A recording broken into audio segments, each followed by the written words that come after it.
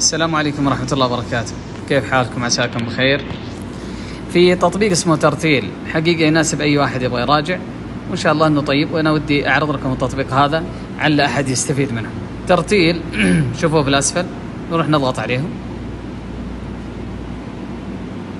نروح نختار الصورة اللي احنا نبغى نراجعها، أي صورة نبغى نراجعها.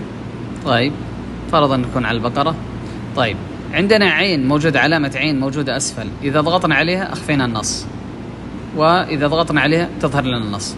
طيب نضغط عليه عشان نخفي النص ونبدأ نقرأ. نضغط على المايك اللي موجود بالأخضر، نضغط عليه، نبدأ نقرأ ونشوف قدامنا، نعرض قدامنا. بسم الله الرحمن الرحيم.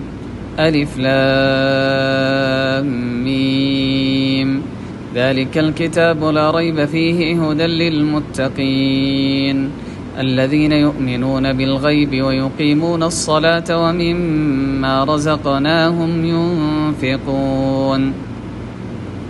احنا الآن نبغى نسرع ونشوف. والذين يؤمنون بما أنزل إليك وما أنزل من قبلك وبالآخرة هم يوقنون أولئك على هدى من ربهم وأولئك هم المفلحون. إن الذين كفروا سواء عليهم أنذرتهم أم لم تنذرهم لا يؤمنون. الآن احنا نبغى نخطئ عشان نجرب.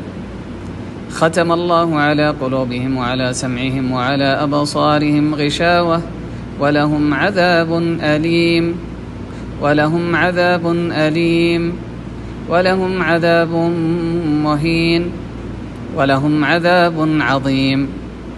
صحيح أظهره. يعطيكم العافية.